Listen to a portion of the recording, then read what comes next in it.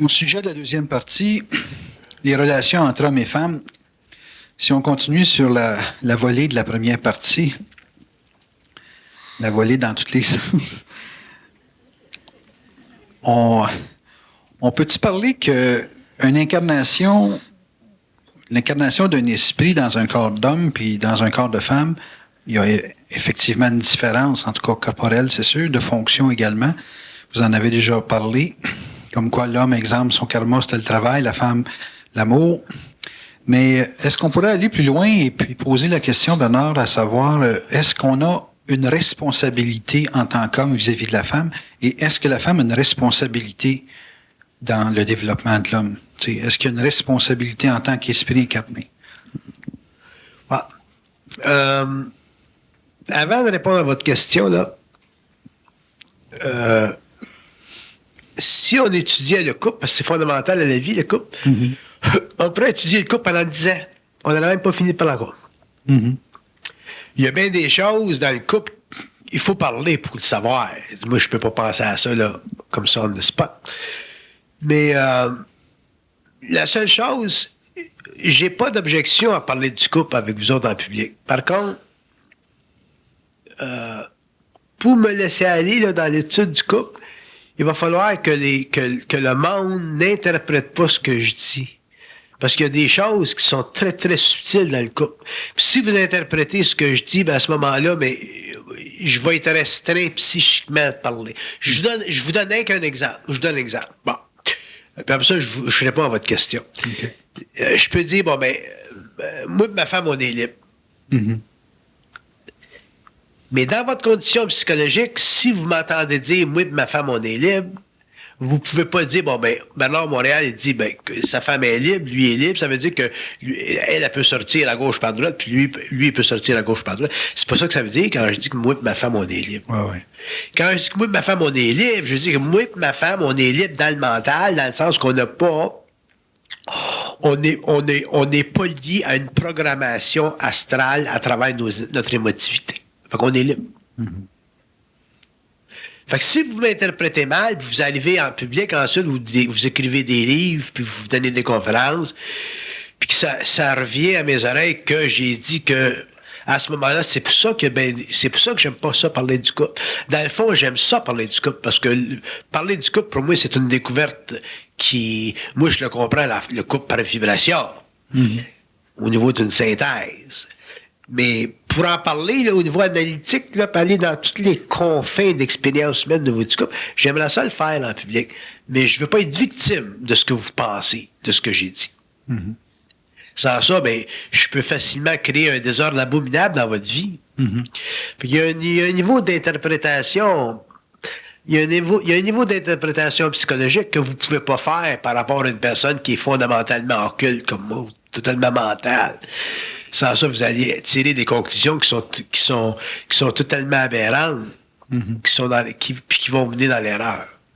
Puis comme je suis en public, ou je suis un personnage public, mais j'ai la responsabilité, quand je parle en public, de parler de certaines choses. Il faut que je tienne parler, pour moi, c'est comme un cheval. Ouais. Moi, il faut que je tienne les guides de mon cheval. Tout le temps. Il peut aller vite, mon cheval. Il peut courir tout le temps, mon cheval. Ou je peux l'arrêter, mon cheval.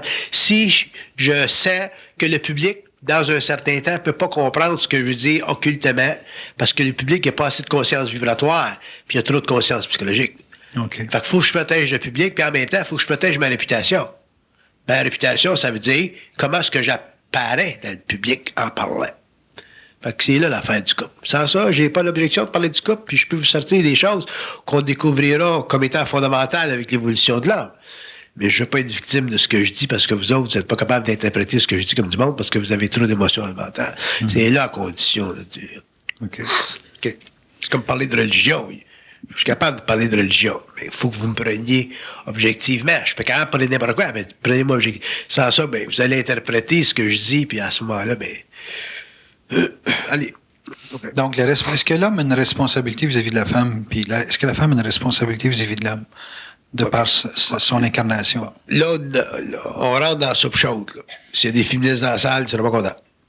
L'homme, il a la responsabilité par rapport à la femme de la soutenir, de la protéger. Parce que la femme, par rapport à lui, est techniquement, matériellement, physiquement, psychologiquement, psychiquement plus délicate. La femme a la responsabilité par rapport à l'homme de le servir, pas d'être une servante. Le servir, ça veut dire rendre sa vie douce. Mais pour que ces deux conditions-là soient remplies de la part de l'homme et de la part de la femme, il faut que les deux soient des êtres réels. Si les êtres ne sont pas réels, à ce moment-là, la femme, son rôle va se métamorphoser dans une soumission, elle va devenir servante. L'homme va devenir, son rôle ici va se métamorphoser en un karma abominable. Il va être obligé de la supporter sans retour. Fait que ça prend, faut qu'il y ait de l'esprit dans l'un dans l'autre. Fait que ça explique. Fait que si je dis que ma femme me supporte, ma femme me sert, ça veut dire que ma femme me rend la vie douce. Mais si je donne l'équivalent, ça la dérange pas, puis si je suis capable de dire qu'elle me sert, elle me rend la vie douce. Eh bien, elle aime ça, me rendre la vie douce, du moment que j'y donne l'équivalent, que je la supporte moralement, que je la supporte psychiquement, que j'y rende aussi la vie facile par rapport à ma personne, qui est techniquement une personne en puissance, et ainsi de suite. Il faut que je rende la vie agréable. Fait qu'à ce moment-là, c'est facile pour elle, en retour, de me servir, dans le sens de me rendre la vie douce. Fait que là, là, vous allez dire, les mots serviteur, moi, servir ma femme, servir mon mari, si votre mari était réel, dans le sens que si votre mari ne vous dominait pas, vous n'auriez pas de problème de le servir. C'est-à-dire quoi? D'amener vers lui des choses pour rendre sa vie facile. Fait que si je dis à ma femme, bon, j'aimerais savoir un petit café, ça équivaut à dire, ben, tu me servirais-tu un petit café? Si j'y rends la vie facile, pour elle, c'est facile de me faire un petit café. Mais si chaque fois qu'elle me demande, elle dit, ouais, j'aimerais ça avoir une petite robe, puis je commence à y faire la guerre, puis dire, hey, écoute, une petite robe, à ce moment-là, elle ne sera pas intéressée à me servir, donc elle m'amener un petit café, elle va dire, va donc la malle, va donc chercher toi-même ton petit crise de café. Ou si je dis, bon, ben, si elle dit, ouais, j'aimerais savoir un petit pain de pendant d'oreille, je dis, reviens, tante, mon Toto, on va aller en ville, on va aller voir des pendants d'oreilles. Fait que je vais en ville avec elle, voir des pendants d'oreilles, puis j'ai choisi même des pendants d'oreilles parce que j'ai du goût. Ça veut pas dire qu'elle n'en a pas, ça veut dire que j'en ai beaucoup. À ce moment-là, ben, c'est pas dur pour elle, c'est facile pour elle de me servir mon petit café si je dis j'ai besoin d'un petit café. Fait que c'est une affaire de stratégie non spéculative, purement ambiante. Stratégie d'ambiance. Fait que c'est important pour moi, pour avoir la femme que je veux, d'être stratégiquement en bien. Ou d'être stratégique dans mon ambiance familiale. Pour avoir la femme ou la qualité de vie que je veux qu'une femme peut m'apporter, ma papa. Puis vice-versa par rapport à elle, c'est la même affaire. Elle sait que je suis pas un homme à me faire bousculer, puis à me faire achaler avec des niaiseries. Fait qu'elle est obligée d'être stratégiquement ambiante. Fait que quand tu es capable de faire ça, un et l'autre est capable de faire ça, le reste, ça va de soi. Fait que l'homme protège la femme, puis la femme le sert. Dans l'histoire de l'humanité, techniquement, c'est le rôle que les deux se sont donnés, mais avec des conditions absolument abominables. Une est devenue la servante du Seigneur, puis l'autre est devenue un guerrier par rapport à elle.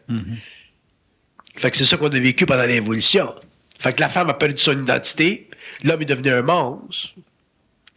Puis dans l'évolution, il va falloir que ça soit ajusté, ça. Pour que la femme puisse finalement servir son mari, puis que l'homme puisse protéger sa femme. Autrement dit, la force rencontre la délicatesse. La délicatesse, ça sert. La femme, techniquement, c'est une geisha. Elle sert. Elle est capable de servir. Elle est capable de créer dans une atmosphère intime des tableaux de paix, de jouissance, de bonheur. J'aime pas le mot bonheur, trop, là, c'est astral. Mais de paix. Puis l'homme, il est capable de créer des ambiances de sécurité. Inquiète pas, je vais prendre soin de ça. Mais il faut que les deux remplissent leur rôle. Bon, ça, c'est le premier plan. Le deuxième plan, c'est que l'homme doit découvrir que sa force énergétique nécessaire pour la conquête d'un monde planétaire, qui est basé sur la résistance des formes, dont le travail, la sueur dans le travail, la compétition, et ainsi de suite. L'homme est obligé d'avoir une grosse vibration.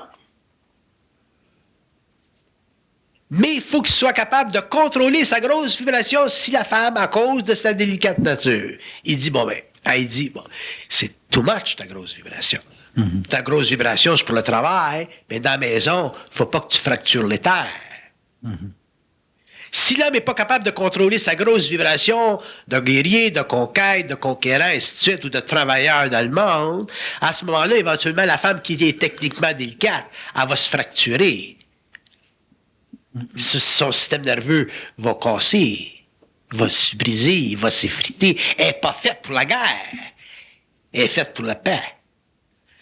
Fait que l'homme a besoin de contrôler son énergie. Là, vous allez dire, mais la femme, elle, qu'est-ce qu'elle a contrôlé? Ben, la femme, elle va contrôler sa névrose si vous êtes capable de contrôler votre énergie. La femme est techniquement, naturellement névrotique parce que la femme est moins incarnée que l'homme.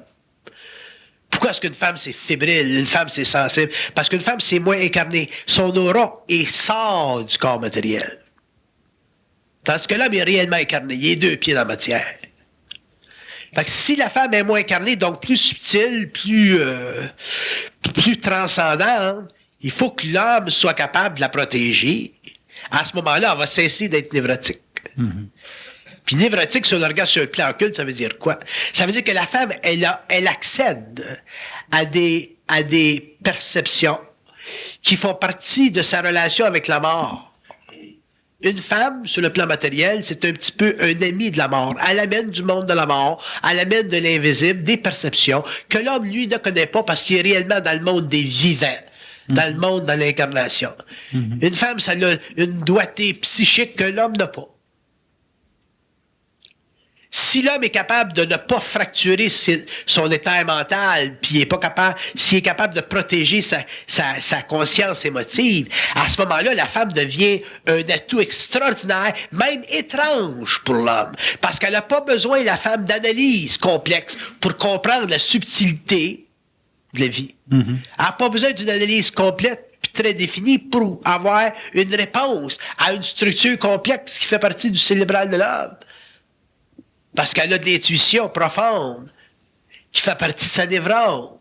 Fait que si la femme est protégée de déborder de sa névrose, parce que l'homme la protège réellement, donc elle est capable de se laisser aller dans le mouvement de flux et de reflux, elle est capable de descendre dans la jouissance de sa matérialité, donc sa beauté, sa sensualité, et sortir et se promener dans les états subtils de son esprit incarné à peu près. Ou pas complètement. La femme est capable de passer d'un monde à un autre, d'aller dans le monde des rêves, puis d'amener dans la conscience du couple des perceptions qui nourriront l'esprit de l'homme et qui lui serviront étrangement de protection. Donc la femme, dans un sens, c'est un messager des dieux, mais un messager des dieux qui fonctionne bien seulement quand elle est protégée par l'homme. Si elle n'est pas protégée par l'homme, la femme, elle demeure un messager des dieux, mais elle devient aussi une victime des dieux, donc elle devient névrotique et elle mène automatiquement une vie qui tend lentement vers la désintégration de son être, donc techniquement vers la folie. La femme peut facilement aller vers la folie parce que dans la folie, elle exorcise sa matérialité. Donc elle cesse de confondre le bonheur avec la paix. Parce que la femme est capable de découvrir dans la paix son contact avec la mort, alors que le bonheur, pour elle, s'il n'est pas protégé par la présence de l'homme, à ce moment-là, devient simplement une vicissitude de la vie. De temps en temps, elle l'a, de temps en temps, elle l'a pas, de temps en temps, heureuse, de temps en temps, elle n'est pas heureuse. Une femme ne peut pas être de temps en temps ci, puis de temps en temps ça. Une femme, il faut que ça soit tout le temps bien. Mm-hmm. Tout le temps dans la paix. Bon, mais ça dépend du rôle de l'homme de la protéger. Mm-hmm. La femme n'est pas capable par elle-même de se protéger contre l'homme parce que l'homme représente la force. Il est trop dur. Moi, ma femme, techniquement, ma femme, elle peut rien faire contre moi si je me mets en vibration. Je suis une vibration terrible, abominable. Mm-hmm. Fait que la seule chose qu'elle peut dire, c'est OK, je m'en vais, je suis plus capable d'en prendre. Puis je serai capable de dire, va-t'en, ben. Mm-hmm. Fait que c'est pas là la réponse. Mm-hmm. La réponse est dans ma capacité en tant qu'homme de contrôler ma grosse vibration pour que ma femme puisse, sur le plan matériel, me servir pas simplement le café, mais aussi me servir de ses grandes intuitions, parce qu'elle est moins incarnée que moi. Fait qu'à ce moment-là, ça fait quoi? C'est que ça apporte dans ma vie une sérénité absolument extraordinaire qui est équivalent à ce que le couple doit être, c'est-à-dire une jonction entre les plans subtils, donc l'invisible et la matérialité. L'homme qui représente le matériel et la femme qui représente l'immatérialité, les mondes subtils ou la mort. Une fois que ces deux mondes-là sont en équilibre, à ce moment-là, la femme n'est plus victime de la mort parce qu'elle est capable d'aller dans ces mondes subtils-là sans vivre la fracture, c'est-à-dire sans sentir qu'elle est victime de la vie. Pourquoi? Parce qu'elle est protégée par l'homme contre les dieux qui ont tendance à rentrer dans son être puis la mettre en vibration, donc l'y faire sentir puis découvrir constamment sa fragilité à travers ce qu'on appelle la névrose. Fait que quand la femme elle arrive à 40-45 ans dans sa ménopause, quand sa fonction de jouissance, de sensualité, de matérialité corporelle cesse, ou s'abat un peu, elle n'a plus d'enfants, ainsi de suite, tout son corps astral change. C'est rendu à ce point-là que la femme a besoin de réellement être protégée par son mari. Puis réellement être réintégré dans la vie par un homme qui a réellement une conscience de la femme. Fait qu'à ce moment-là, la femme, elle vit plus son PMS, elle vit plus la ménopause, elle n'a plus les symptômes de la femme qui se meurt. De la femme qui a saisi sa fonction biologique de reproduction.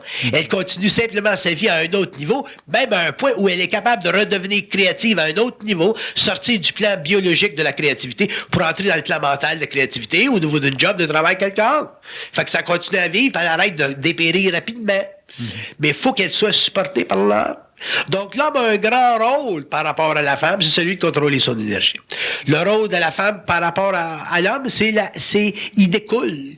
Vous pourrez jamais me faire dire en public que la femme a plus de responsabilités par rapport à l'homme que l'homme en a par rapport à elle, pour la simple raison que dans un couple, c'est l'homme qui est responsable de son couple. C'est jamais la femme et ça sera jamais la femme. Jamais la femme sera responsable de son couple parce que la femme, naturellement, est dédiée à la conservation de sa famille. Fait que ça fait partie de ses gènes. C'est dans ses gènes la paix. Alors que nous autres, c'est dans notre comportement la guerre. Fait que c'est pas la femme qui est un problème dans le couple, c'est toujours l'homme. Ça sera toujours l'homme. Quand même, les psychologistes se mettraient contre moi en quantité à l'Université de Montréal. Ils feront des études un petit peu plus poussées plus tard, puis ils réaliseront que c'est l'homme qui est responsable de son couple. Pourquoi? Parce que, excusez mon rhume, une minute. C'est un gros. Pourquoi? Parce que la femme, c'est l'amour. La femme aime, elle est là. Elle est disposée, la femme, à harmoniser les relations.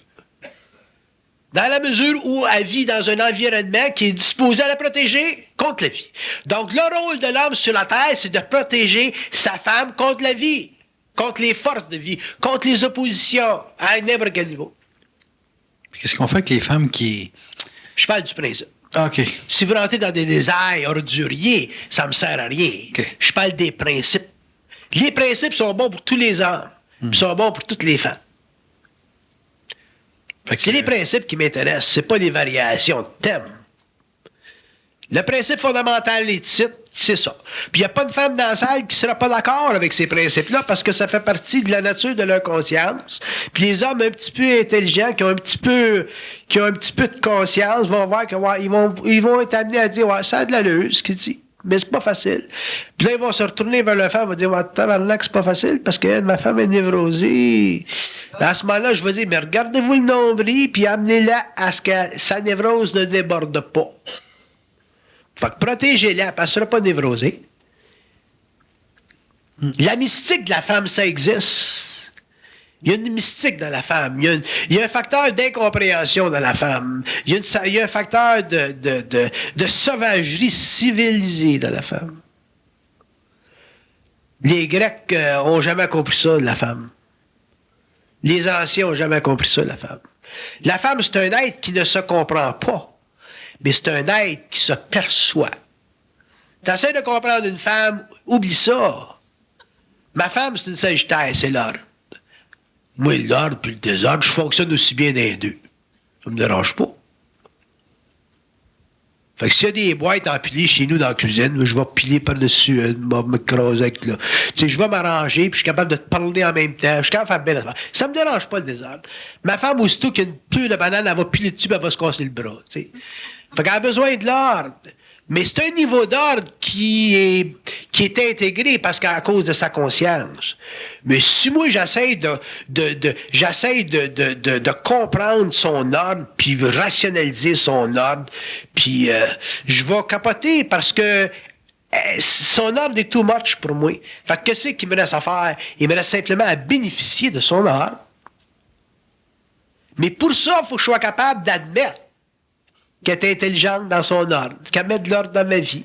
Puis ça ne fait pas toujours l'affaire de l'homme, parce que l'homme, il aime ça un petit peu de désordre dans sa vie. On sent qu'on vit dans du désordre. Quand il y a trop d'ordre, là, je te jure que ça se constricte. Tu sais, pop, pop, pop. Fait qu'il y a bien de l'ordre avec ma femme. Il y a du monde qui me rencontre, moi, ça a lu, puis elle est toujours avec moi, hein, ma femme. Tout le temps. Là, des fois, je me dis, le matin, m'aller prendre un petit déjeuner, seul. Aussitôt que je trouve la porte, elle dit, tu t'en vas-tu, nous, là?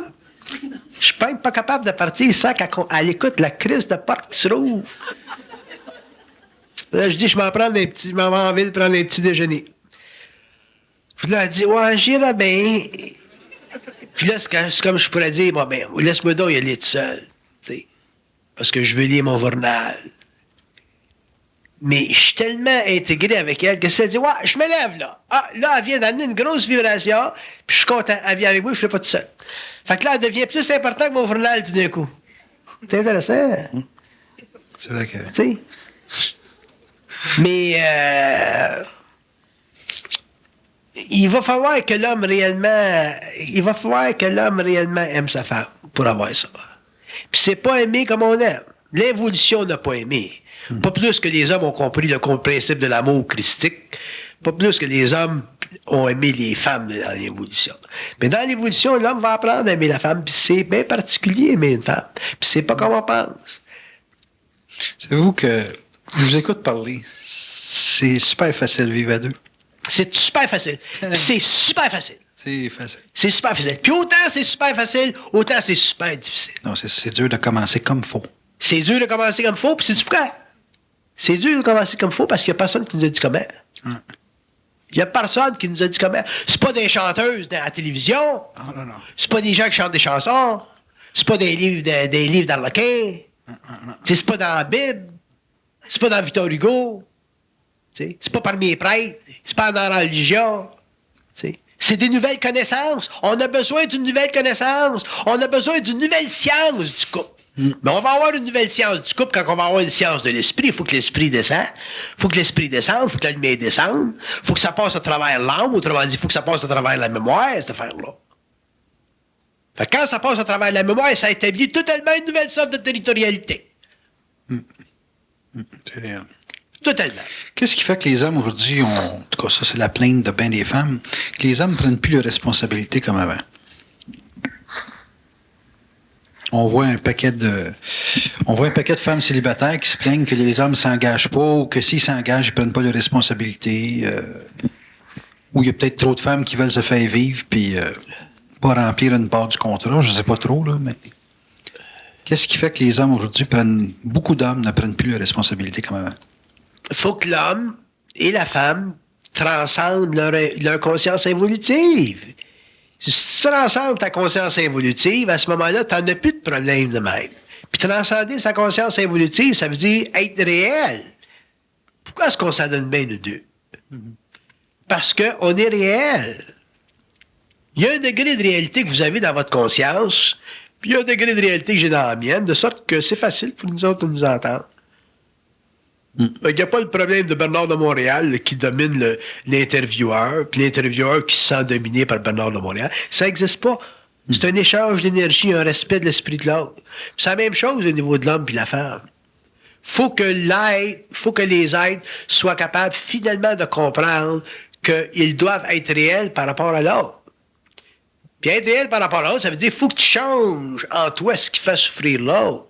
Fait que si ta femme a dit, ouais, là, je suis bien fatigué, ça me tombe ses nerfs que t'aies pas peinturé, que ça soit pas fini la peinture dans la cuisine.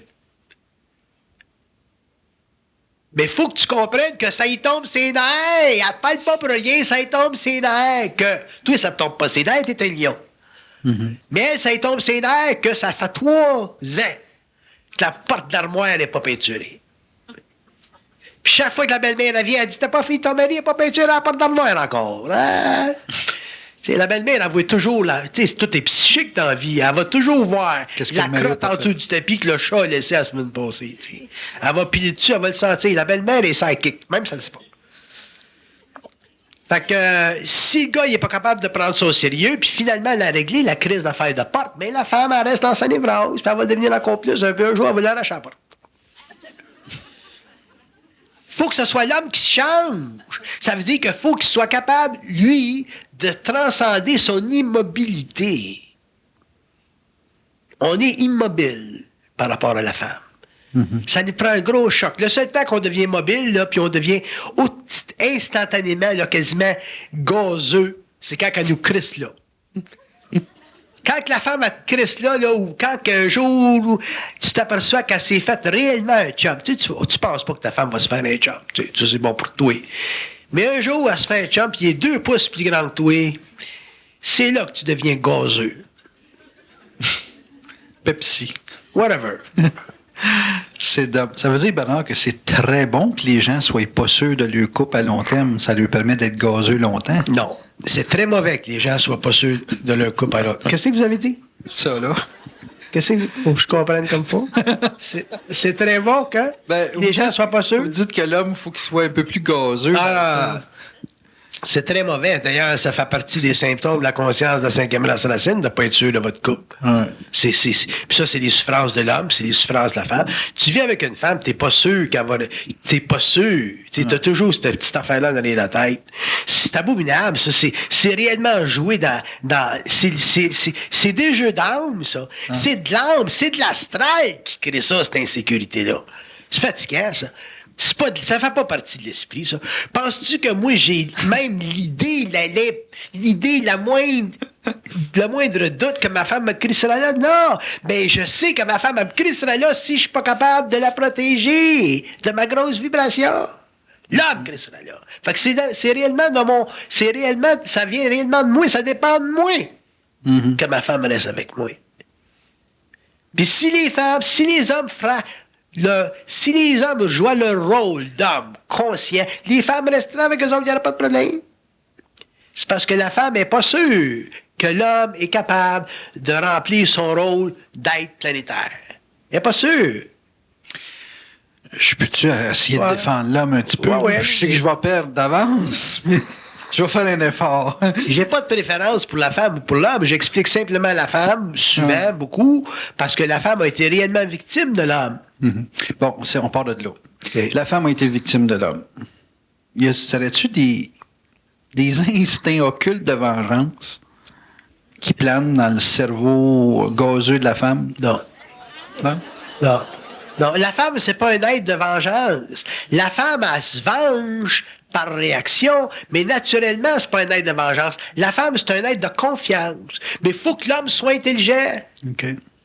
Le problème avec la femme, c'est que la femme, à cause de sa sensibilité, de ses perceptions, de sa voyance, de son introspection, puis de son regard sur son couple, elle voit que son mari n'est pas toujours intelligent. Puis là, à ce moment-là, elle va développer des mécanismes pour se protéger elle-même. Elle peut même aller jusqu'à la vengeance. Mm-hmm. Mais la femme, c'est pas un être de vengeance. La femme, c'est un être de paix, c'est un être qui aime, c'est un être d'amour, c'est un être qui veut être aimé. Fait que c'est pas un être de vengeance. Si je comprends bien, si on rencontre une femme ambitieuse, profiteuse, qui abuse de l'homme facilement... Ça existe pas, ça! Ça existe pas, ça, une femme ambitieuse, une femme profiteuse. Ce qui existe, ce sont des conditions mâles qui ont fait que la femme est devenue ça. Bon, ça, là, OK, on part de là. OK. Fait que si on rencontre une femme qui est ambitieuse, qui a tendance à naturellement abuser d'une situation, etc., là, et puis qui est pas facile à manipuler parce qu'elle n'est pas trop stable, puis qu'elle peut facilement diviser en multiples, tu sais, diviser pour régner, là, tu sais, pour en avoir plusieurs sur le même tableau, ça veut dire que c'est une femme que elle est récupérable avec un gars qui a de l'allure. Elle est récupérable avec un gars qui l'aime réellement. OK. Fait que c'est juste... C'est juste ça. Tu sais, les gars... Parce Une que là, femme- j'essaie de me mettre dans la tête du gars qui accuse les femmes de pas être à la bonne place, là, tu sais. Dans le sens de pas être ce qu'il faut pour qu'eux autres, ça fitte, là, tu sais, puis qui sont corrects. Parce qu'il y a les femmes qui accusent les hommes, puis il y a les hommes qui accusent les femmes. Moi, je suis consultant, je regarde le monde, puis je me dis, comment qu'on peut faire un constat amiable? Puis... le gars qui est pris avec ça, là, tu sais, que la femme abuse, elle divise, elle en a deux de frères, etc., etc. S'il l'aime, s'il est responsable, si elle supporte, beau gré, malgré. S'il est réel. S'il est réel, combien de temps ça prend pour récupérer ça? Si est réel, Si un est réel. homme qui est réel, il est capable de récupérer une femme instantanément. Instantanément. Oui. Retenez ça, mesdames. Si c'est pas instantané, l'homme n'est pas réel. C'est quelque Instantanément. chose, Bernard. Parce que ça veut dire qu'on flush la mémoire de toute une série de Exactement. Vous flushez complètement la mémoire. Vous flushez complètement la mémoire de l'expérience et vous rendez finalement la femme libre de vous regarder comme elle veut. Là, je vais dans le cul de la OK. Je veux voir qu'est-ce que c'est, ça. Là. Ouais. Si je prends ma femme, là, ma femme est capable de me regarder comme elle veut. Ça veut dire que ma femme est capable de me regarder comme un initié, un homme fusionné, un homme qui a contact avec des forces occultes, un homme qui a été possédé pendant des années de temps par ces forces-là jusqu'à temps qu'il en arrive à les intégrer. Puis est capable de me regarder finalement comme un homme normal. Il y a deux niveaux qu'elle peut me regarder. Quand elle me regarde comme l'initié, puis tout ce qui découle de l'initié, elle me haït. Quand elle me regarde comme l'homme, elle ne me blâme pas. OK. Puis quand elle me regarde comme esprit, elle a pour son dire, si tu es assez intelligent ou si tu es aussi intelligent que tu le parles, à ce moment-là, tu es supposé de contrôler ta vibration occulte pour me protéger contre ton feu. C'est-tu vrai, ça, ce que je dis? Exactement ça. Ça veut dire que l'homme, quel que soit ce qu'il est, s'il est capable de réellement intégrer son énergie, il est capable à ce moment-là d'être reçu par la femme parce qu'à ce moment-là, elle est capable, elle, de le regarder comme elle veut. Et une femme doit avoir le loisir de regarder un homme comme elle veut parce que c'est la femme qui protège l'homme. Si ma femme, elle n'a pas si n'est pas donné à ma femme de me regarder comme elle veut, comment voulez-vous qu'elle puisse me dire en face, j'en ai plein de cul de ton contact avec les forces occultes. C'est moi ou les forces. Hein? Une femme, peux-tu dire, c'est moi ou ta job? Là, Une parce que femme là, peut le dire- monde est fusionné, on n'en rencontre pas gros dans la rue. Là. Oui, mais le principe demeure. Ouais. Oui, ou ta job, c'est la même affaire. C'est le même principe. Oui, oui, parce qu'un homme, l'homme, il a le karma du travail. Moi, j'emmène ça au niveau du public. OK, fait que c'est bien. Fait qu'un homme, il a le karma du travail, puis un homme qui travaille trop, donc, autrement dit, un homme qui couche avec sa job, c'est un homme qui n'aime pas suffisamment sa femme. C'est un homme qui a pas où il va l'aimer, mais il y a une partie de lui qui n'aime pas suffisamment parce que s'il aimait suffisamment sa femme, il saura qu'il y a trop de jobs puis il n'y a pas assez de vie de famille. Puis c'est là le burn-out puis tout, là. Fait que c'est lui de prendre sa job en main, c'est lui de contrôler son énergie de job, c'est lui de contrôler le besoin de faire de l'argent, c'est lui de contrôler son ambition de monter dans l'échelle sociale, c'est lui de dire à son boss, c'est assez, Chris, ma famille, là, je les ai pas vus depuis 2 semaines. C'est à lui de prendre le contrôle puis de pas avoir peur de perdre sa job pour pouvoir gagner le plaisir puis la paix de sa famille. Ça revient en cause sur le contrôle de l'homme. C'est la même affaire. Les principes sont bons pour l'initié puis sont bons pour l'homme normal. Bon, la femme qui a peur de ne pas avoir assez d'argent. La femme? Il y a des femmes qui ont peur de ne pas avoir assez d'argent, OK? Est-ce qu'il y a des femmes qui peuvent brûler des hommes? Une femme qui a peur de ne pas avoir assez d'argent, c'est parce que son mari n'a pas été suffisamment intelligent pour lui faire comprendre qu'elle peut avoir un grand plaisir de vie avec lui dans la mesure où lui est capable de d'être disponible à elle. Une femme, là, qui a un homme qui est disponible à elle. Disponible à elle, ça veut dire être avec elle. Puis réellement, elle la côtoyer comme deux truites, là. À ce moment-là, elle a besoin de l'argent, elle en a moins. La raison pour laquelle la femme a besoin de beaucoup d'argent, c'est parce que c'est de la compensation pour équilibrer le fait qu'elle n'a pas de la disponibilité de l'homme. Moi, je me rappelle quand j'étais jeune, puis j'ai rencontré ma femme en 69, 70. On n'était pas riches, puis on avait beaucoup d'argent, puis j'étais en fusion, puis je pouvais pas travailler pendant des années de temps. Mais j'étais capable de dire, bon, ben, tu viens-tu, puis on va aller se taper un petit hamburger chez Don's à 3 heures du matin. On allait chez Don's à 3 heures du matin, on se prenait un petit hamburger ou un petit smoke meat, puis on était ensemble. Puis il était bonne, les patates frites. Quand je disais, bon, ça va se prendre un petit coke, un petit patate frite au coin de la rue, il était bon. Pourquoi? Elle avait de la disponibilité de ma présence, là. Fait que parler, être là, ça remplissait le fait de l'argent qu'on n'avait pas. Fait que c'est une illusion astrale, ça, que la femme a besoin de l'argent. La raison pour laquelle elle a besoin de l'argent, c'est parce qu'il n'y a pas d'homme dans sa vie. Intéressant. Qu'est-ce que vous dites, vous autres, les femmes? Tu l'as lu, ça? Hein? Fait que la femme est obligée de compenser. C'est évident qu'elle est obligée de compenser. La femme, elle vit constamment de la compensation. Puis je vais vous dire une autre chose qui est intéressante de la femme, qui est bien difficile pour l'homme de comprendre. C'est que la femme, là, je parle pas de la femme qui travaille, je parle de la femme qui est dans la maison. La femme qui est dans la maison, puis le gars qui travaille, qui a un petit salaire, je sais pas que c'est ça, un petit salaire aujourd'hui, là. Bon, il y a un salaire, temps par semaine, un budget. 200 pièces pour ça. Whatever. Tu sais, puis elle regarde ses talons qui s'effritent. Elle regarde ses bas nylons qui se coupent. Elle regarde sa robe qu'elle n'a pas changée depuis longtemps. Elle regarde les petits pendants d'oreilles là, qu'elle est tannée d'avoir. Là. Tu sais, il manque du rouge à lèvres. Là. Ça, c'est toutes des choses qui font partie de la nature planétaire de la femme. Ça fait partie de la réalité sensuelle de la femme. Ça fait partie de la beauté de la femme. Ça fait partie des besoins de la femme. Puis nous autres, on les voit pas, ça. Puis si on était à l'écoute de ça, puis qu'on serait capable d'être présent par rapport à ces besoins-là, au lieu de toujours mettre ça sur notre char, puis mettre ça sur nos pinceaux, parce qu'on en trouve de l'argent pour nos chars.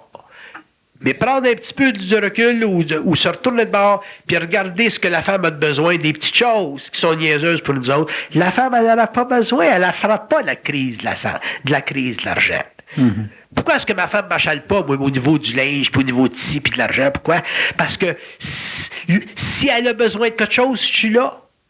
Des fois, je vais aller dans les magasins, je vais avoir une belle robe, je vais dire, elle est belle, cette robe-là, hein? Elle va dire oui. Fait qu'elle n'a pas besoin de dire, j'aimerais ça l'avoir, cette robe-là. Elle n'a pas besoin de me demander rien parce que je suis toujours présent avec elle pour y offrir ce qu'elle a de besoin. Fait que c'est pour ça que je dis que l'homme est pas assez présent dans la vie de la femme. Il est présent au bureau. Il aime ça, il parlait de sa job. Il aime ça, il parlait de son char. Il aime ça, il parlait de son coffre à outils. Mais il aime pas ça, parler de ses pendants d'oreilles. Moi, j'ai vu des gars chez Eaton qui attendaient avec leur femme. C'était un martyr. Là, je faisais exprès pour le faire parler. Je faisais comme si j'étais niaiseux comme lui. Je disais, c'est long, les femmes, quand ils vont magasiner. Hein? Il disait, oui, tabarnak, elle est là depuis 9 heures à matin, là, que je l'attends, câlisse. Puis là, je le fallais parler parce que je voulais que le venin sorte. Je disais, les femmes, on dirait qu'elles sont drôles, hein? Je leur parle des... Il dit, la mienne, il dit, Chris, il dit, tu la connais pas. Il dit... J'ai dit, elle a eu une grosse séparation de 3 mois. Hein? Il dit oui. Il vient de me dire que je la connais pas, puis une minute, il me dit oui, puis il a même pas compris, il a même pas fait la connexion, tu sais. Fait que c'est ça l'affaire. C'est que les hommes sont pas présents. Vas-y pas chez Eaton, tabarnak, avec elle, si t'es pas capable de stand à chaleur. Reste chez vous dans ton coffre à outils. Mais si tu y vas, câlisse, oublie-les ton coffre à outils, puis regarde, puis dis qu'ils sont belles, ces pendants d'oreilles. Ben ça, c'est ça, aimer.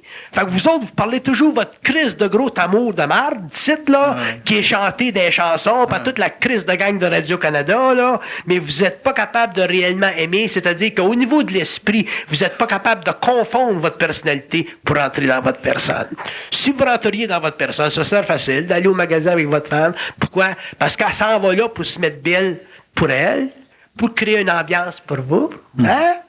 Ça veut dire que, Bernard, un homme, c'est important qu'il soit responsable, mais il faut qu'il... Présent. Ouais, mais présent. Il y a une différence à ce moment-là entre présent et une grosse différence, parce que responsabilité, ça implique un choix onéreux. Je me sens pas responsable par rapport à ma femme, je suis présent. Si je commençais à être responsable par rapport à ma femme, là, je me ferais du sang de cochon. OK. Ça veut dire que les femmes cherchent une qualité de présence. Une qualité de présence, c'est la qualité de présence. Vous autres, vous pensez que les femmes cherchent de la responsabilité. C'est pas ça qu'ils cherchent. Alors. Ça, c'est l'interprétation psychologique de notre manque. Ce qu'ils cherchent, c'est la qualité de présence. Fait que quand il y a de la présence, à ce moment-là, la responsabilité, c'est un corollaire de ça. OK. Donc, c'est pas de l'argent. C'est pas de l'argent, c'est de la présence. Bon, laissez-moi finir. C'est parce que je sais où je m'en vais avec ça. Il y a beaucoup d'hommes qui pensent que c'est un mode de vie qui exige qu'ils travaillent beaucoup pour que la relation avec la femme soit équilibrée. Il y a beaucoup d'hommes qui pensent qu'il faut avoir un gros portefeuille pour qu'une femme soit en compagnie avec eux autres et que ça soit confortable. Okay. Et vous dites c'est pas ça. Non, c'est pas ça. J'ai pas dit que c'est pas ça. J'ai dit que le besoin financier entre un homme et une femme, il est proportionnel à la présence. Plus la présence est grande, moins le besoin financier est important parce que la femme n'a plus besoin de compenser. C'est évident que plus il y a de la présence, mais plus il y a de la créativité, plus il y a de l'énergie créative, plus il y a un mouvement, plus l'argent vient, plus il est dépensé. Mais c'est la présence qui est fondamentale. Moi, je fais de l'argent dans la vie, je crève pas de faim. Mais demain matin, là, il m'arrive quelque chose, puis je peux plus travailler, là. Mais là, je peux plus parler de même, là, parce que quand tu es dans ton énergie, on dirait que toutes les portes s'ouvrent. On dirait que toutes les portes s'ouvrent. Fait qu'il y aura toujours assez d'argent pour acheter son pendant d'oreille. Mais c'est la présence qu'il faut. Puis ça, c'est une affaire d'esprit. Autrement dit, ça me dit dans ma tête, s'il y a de l'esprit entre vous deux, il y aura toujours le support matériel pour convenir à la sensibilité de vos esprits. S'il n'y a pas d'esprit entre vous deux, bien à ce moment-là, il y aura des manques matériels parce que vous vivrez votre relation au niveau de l'âme, donc au niveau de vos failles, au lieu de vos puissances. C'est ça que ça dit. C'est important, ça. Bon, c'est ça.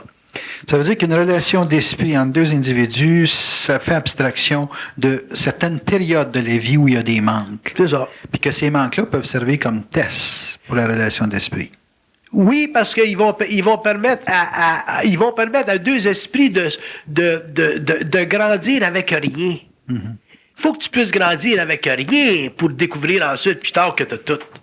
Mais si tu n'es pas capable de grandir avec rien et tu as besoin de tout pour grandir, mais un jour, si tu n'as rien, là, tu es fait à l'os. Moi, je me rappelle au début de ma fusion, quand ça me disait dans ma tête, tout va être enlevé pendant 10 ans pour construire, pour ouvrir ton canal, et ainsi de suite. Puis je disais à ma femme, bon, ben, ma femme, elle disait, quand est-ce que tu vas commencer à travailler, Toto? Je disais, dans 10 ans. Sais-tu, il faut le faire? Il faut être patient, en tout cas. Il faut être patient. Tu sais, une femme qui se fait dire par son gars, là, je vais commencer dans 10 ans à travailler. Il faut qu'il sache que c'est dans 10 ans. Mais il faut que ce soit dans 10 ans avant. Fait que dans 10 ans, j'ai commencé à travailler. Right on. Janvier 80. Pop. Mais moi aussi, il faut que je sache ce que je m'en allais. Fait que c'est une affaire de conscience. Donc, si tu as de la conscience, ben ça crée de la confiance. Moi, quand je disais à ma femme, dans 10 ans, elle disait, OK, dans 10 ans. Elle était prête à arrêter, à attendre. Elle a attendu 10 ans. J'ai commencé à travailler dans 10 ans. Mais il faut qu'il y ait de la conscience. Donc, si tu as de la conscience dans un couple, tu as énormément de présence. Fait qu'à ce moment-là, le problème de l'argent. Moi, je vais te dire une chose. J'ai plus de problèmes financiers aujourd'hui que j'en avais dans ce temps-là, en proportion. Sais-tu pourquoi? Parce que mon rythme de vie est plus grand. Faut que je travaille plus. Faut que je découvre d'autres moyens parce que mon rythme de vie est plus grand. Tandis que dans ce temps-là, mon rythme de vie était très, très, très, très bas. J'avais de la présence pour ma femme, puis on était bien. Quand on se payait, on se tapait un petit hamburger puis un patate frites à rue Sherbrooke, près de Pinaf. C'est-tu qu'on était fou comme de marre?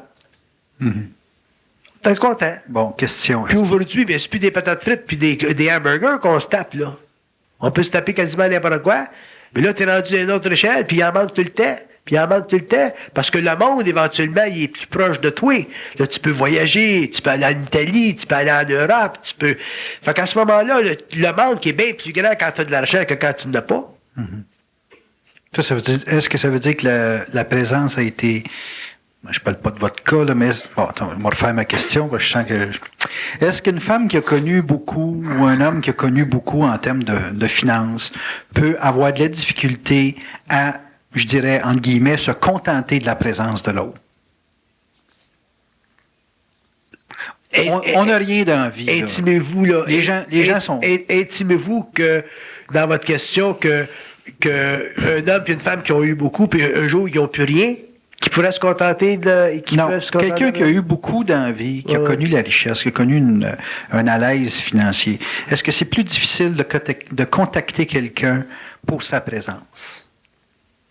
Oui, parce que quand tu es inconscient, quand tu es inconscient puis tu as eu de l'aise matérielle, tu n'as pas été testé. Autrement dit, le taux vibratoire de ton corps mental n'a pas développé. C'est rien que ton corps astral qui a été mis en vibration. Fait qu'à ce moment-là, tu n'as pas assez d'esprit.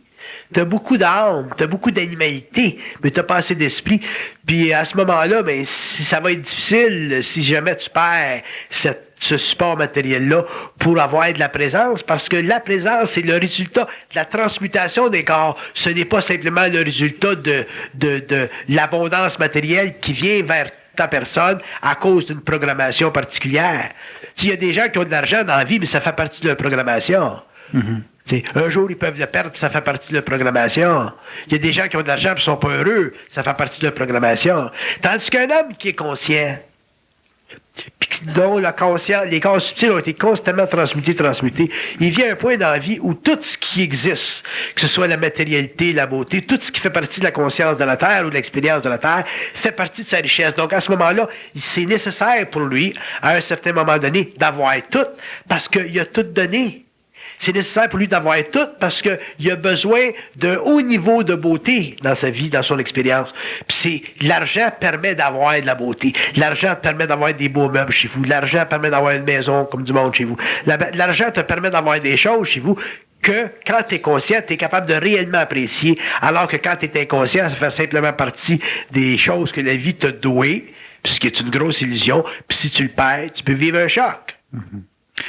Bon, il y a des gens qui ont lutté dans... Tu sais, vous autres, vous dites, dans votre expérience, là, vous allez dire, bon, ben, l'argent, ça fait pas le bonheur. L'argent fait pas le bonheur. Ça crie moins fort. Je comprends quand vous dites ça. L'argent fait pas le bonheur. Pourquoi? Parce que c'est pas au niveau tellement de l'argent que vous souffrez, c'est au niveau de vos émotions et de vos personnalités. Fait que c'est vrai que l'argent fait pas le bonheur. Mais pour un homme comme moi, puis une femme comme ma femme, l'argent, pour moi, c'est le bonheur. Moi, quand j'ai pas de problème psychologique. Ma femme n'a pas de problème psychologique. Fait que, où est-ce qu'on peut avoir des problèmes, nous autres, c'est si on peut pas avoir de l'argent pour se payer un lunch.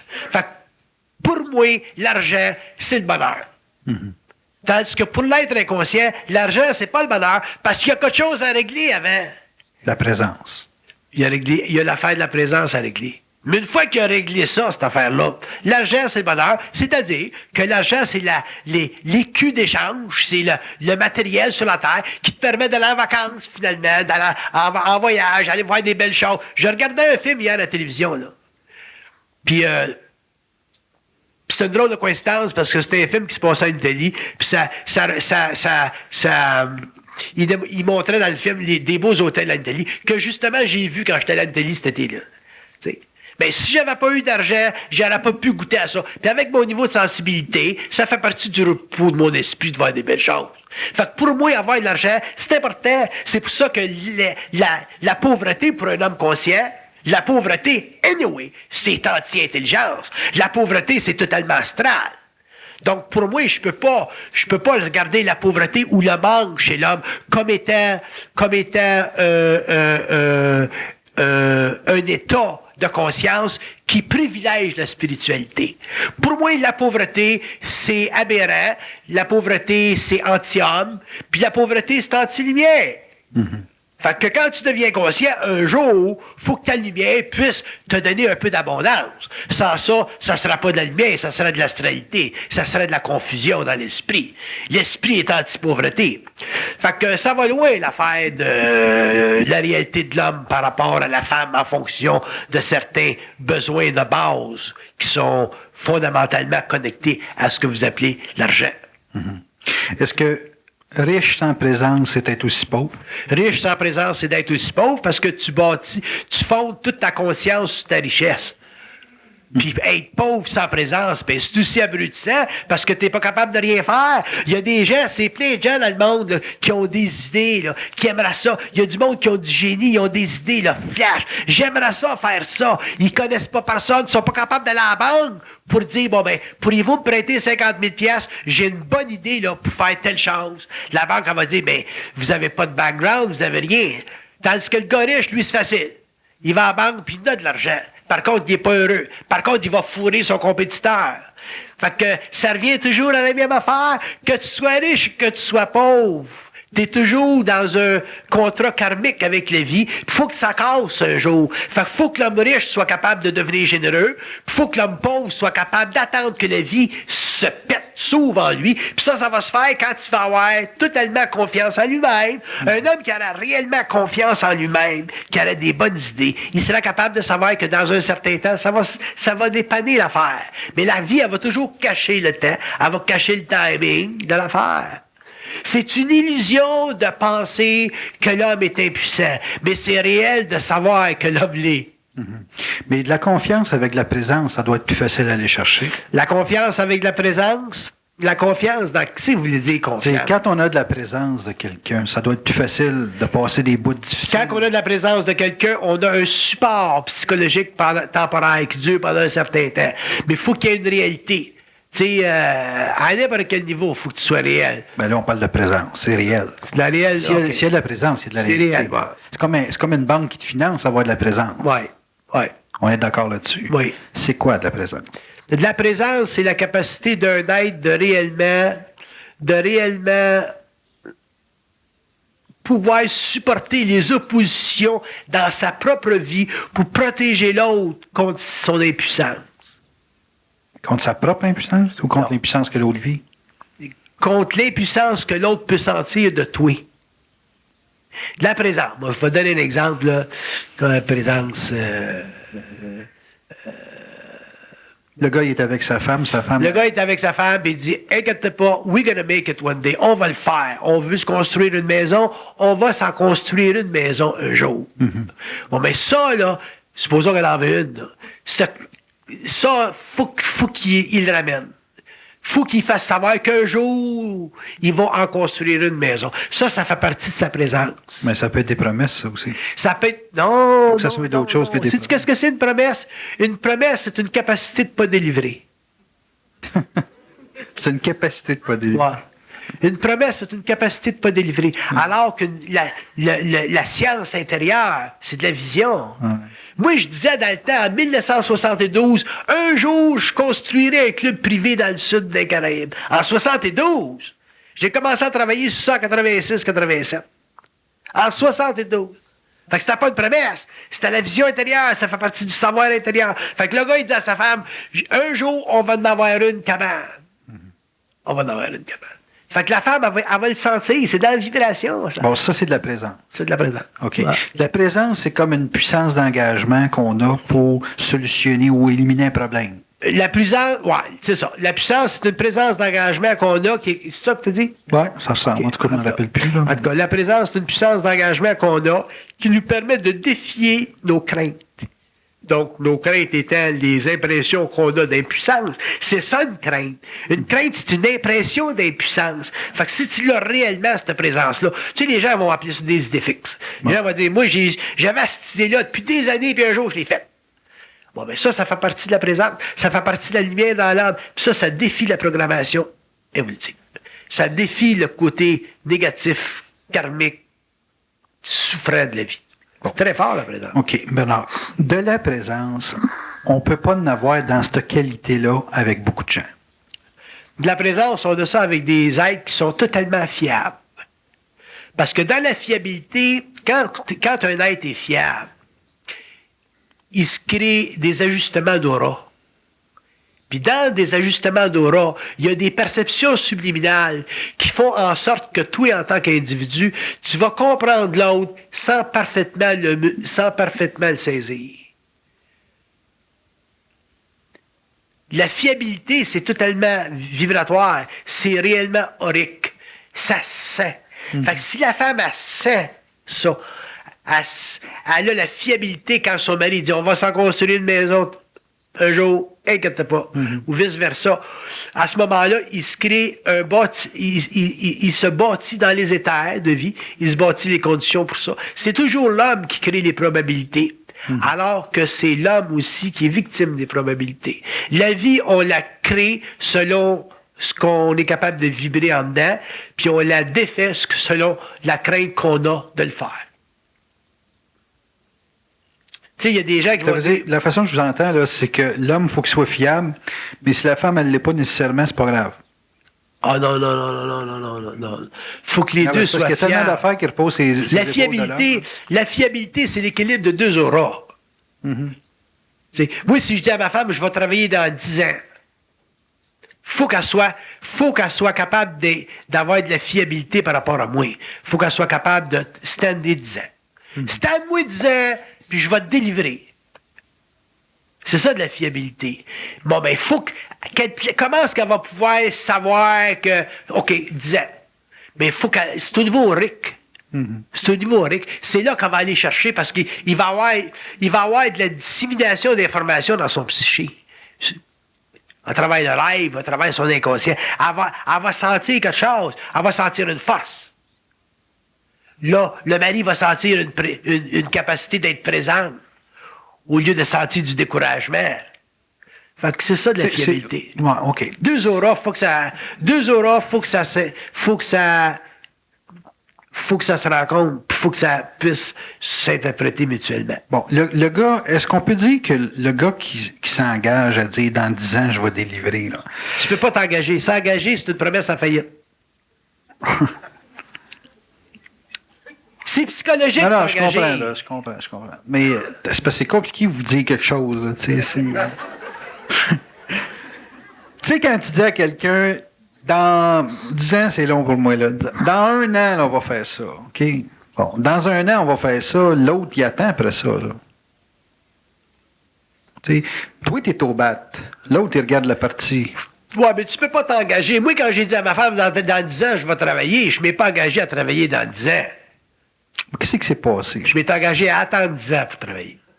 Pas pareil.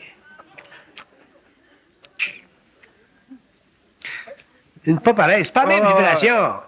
Ouais. Ça se lit pas pareil, ça. Vous n'avez pas dit ça à votre femme pour l'encourager. J'ai dit ça à ma femme parce que j'ai dit, il faut attendre 10 ans avant que je travaille. C'est correct, mais ça, c'est vraiment particulier. C'est le principe que j'explique. Non, mais c'est important pour si nous vous autres. Si vous ne partez pas des principes, vous ne pourrez jamais rien comprendre. Parce que les principes sont fondamentaux. C'est parce que pour un homme, OK, parce que là, tu sais, je vous le dis, l'homme est au bat, là. J'essaie de défendre la partie qui me ressemble un peu, là, OK? Le gars, il affirme quelque chose. La femme est toujours là, spectatrice du « il tombe ou il lève ». Mais elle prend quel risque, elle, là-dedans?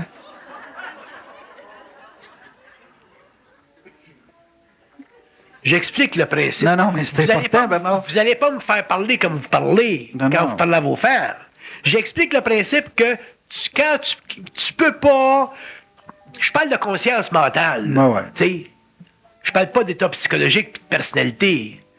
Il n'y a pas un gars dans sa personnalité qui va dire à sa femme, dans 10 ans, je vais travailler, elle va le crisser là dessus demain matin. Ça, c'est sûr et certain. C'est dans une conscience mentale que tu peux dire à ta femme, mais c'est dans 10 ans que je te travaille. Bon, c'est correct. Je veux juste savoir qu'est-ce que les deux parties se donnent là-dedans. Ils se donnent la présence. Bon, la présence est fondée sur quoi? Sur une capacité de s'épauler dans sa vie? La présence, c'est fondée sur la capacité d'avancer toutes les deux, petit à petit, jour par jour, pas à pas. Point final. Sans poser de questions à l'autre, savoir quand il va délivrer, qu'est-ce qu'il va faire. Ben non, parce que là, ça équivaut à aller mettre sur le 2e ou 3e degré. C'est ça. T'sais, moi, j'ai dit à ma femme une fois que je travaillerais dans 10 ans, puis elle ne m'a jamais reparlé. Il faut qu'il y ait une confiance absolue. Pas une confiance, il faut qu'il y ait de la présence. On va faire d'autres conférences. Merci beaucoup. C'est le principe. Oui, je le retiens, mais je vais l'étudier. On va l'étudier ensemble. Il faut que je vous amène un petit peu plus loin que ce que vous êtes pour comprendre un petit peu plus loin que ce que vous ne voyez pas. Ouais. Sans ça, je m'assujettis à vos conventions, puis je ne peux pas faire ça, parce qu'à ce moment-là, je deviens simplement un motivateur ou un psychologue. Je ne suis pas un psychologue. Je vous explique comment ça marche. À partir du moment où l'homme va se libérer complètement de sa conscience évolutive, il va pouvoir entrer dans des niveaux de conscience